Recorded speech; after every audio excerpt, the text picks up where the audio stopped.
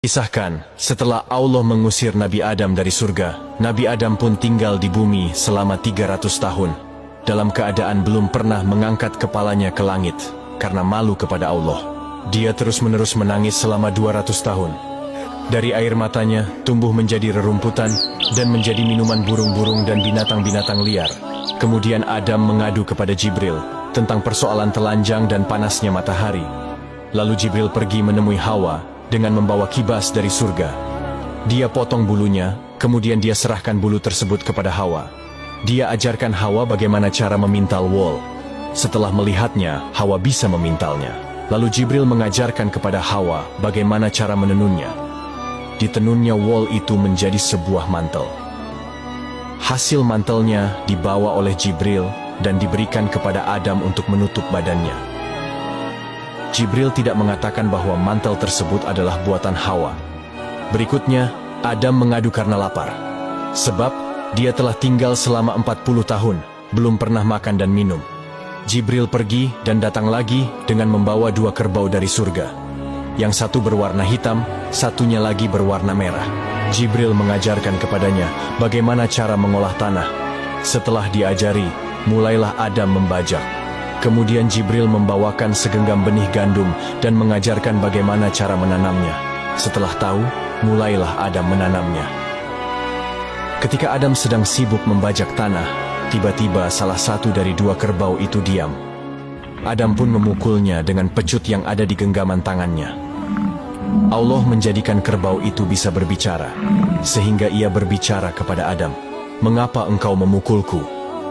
Adam menjawab, "Karena engkau membangkang kepadaku." Dengan tenang, kerbau itu berkata kepada Adam, "Betapa lembutnya Allah kepadamu, karena dia tidak memukulmu ketika engkau membangkang kepadanya." Akibat omongan kerbau ini, Adam menangis seraya berkata, "Wahai Tuhanku, semua benda mengejekku hingga binatang-binatang sekalipun." Karena kejadian tersebut, Allah menyuruh Jibril untuk mengusap lisan binatang agar tidak bisa berbicara.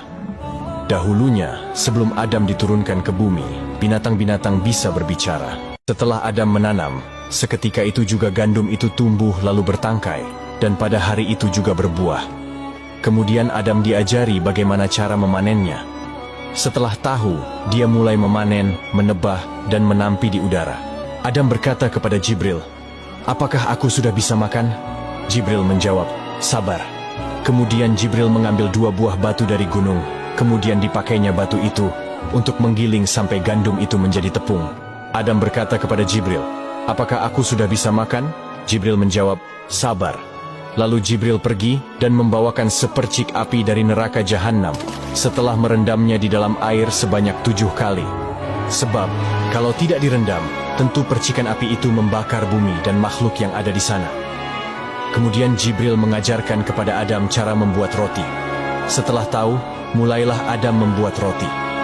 Lalu Adam berkata kepada Jibril, "Apakah aku sudah bisa makan?"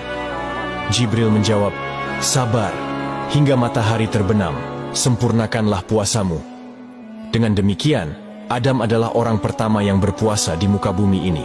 Setelah matahari terbenam, Adam meletakkan roti di antara 2 tangannya. Dia ulurkan tangannya untuk memotong roti. Ternyata roti itu terlempar dari antara 2 tangannya dan jatuh dari puncak gunung ke bawah. Lalu Adam mengikutinya, kemudian dia mengambilnya.